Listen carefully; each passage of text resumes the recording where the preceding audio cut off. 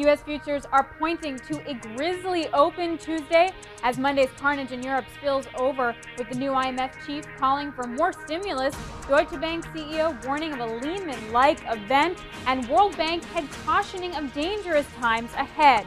The Swiss National Bank, in a bold move, also sets an exchange rate for the Swiss franc at 1.2 against the euro, hoping to stem the tide of safe haven buyers. The move leaves gold shining as a safety, prices hitting record highs in overnight trading. I'm Alex Steele, and the morning call starts right now.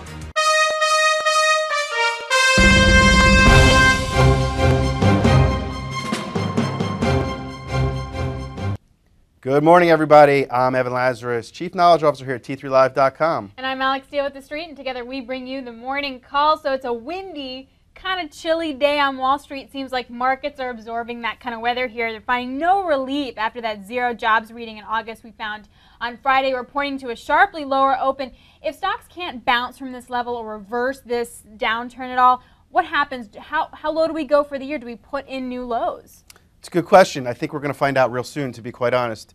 If we take a look here at the S&Ps, which I think is really the tell, we've been talking about this action we've seen over the last couple of weeks in August. We saw a nice recovery over the last week and a half. I think it was 7 out of 8 sessions were green.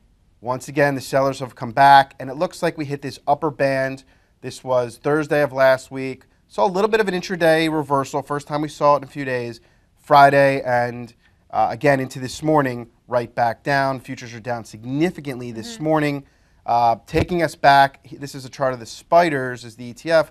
We're going to open, it looks like right around 115, so in this lower boundary, which we do want to see as traders hold as short-term support for a trade back up. I know there's going to be a lot of tug of war as we saw on Friday with that big gap down. I expect a lot more of the same today, and I think if we can't hold, and we can't put some short-term pop in here and stabilize, we could see new lows below that 1100 pivot. So in terms of a strategy, would you be looking to stay short, or would this be the time to sort of add to a tier one if you were lightly invested, say, on Friday?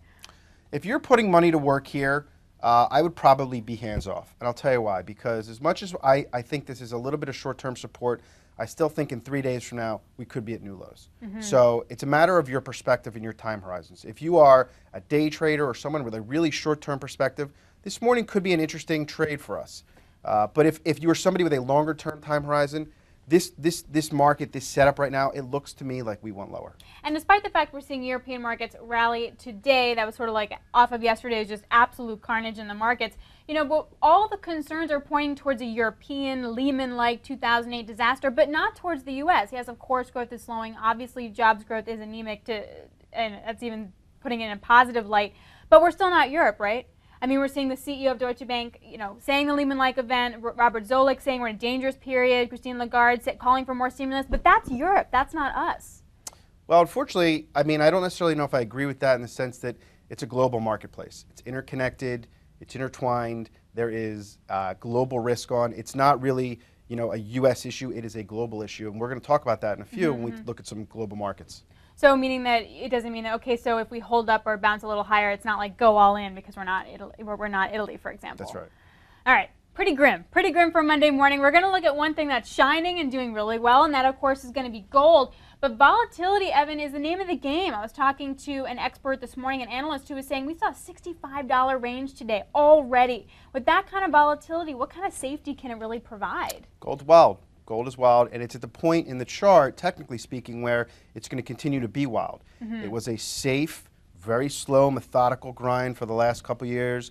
We saw just continued higher highs. Every pullback was bought. Now it's at the point where it's a little exaggerated. Like I said last week, the risk is on here.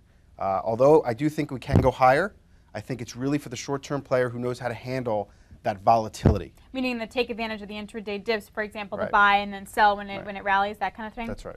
So if you wanted to go long, though, gold, do you need to wait for a really deep correction like that $200 one we saw a few weeks ago? Or can you take advantage of these small dips because it doesn't seem to show any signs of slowing?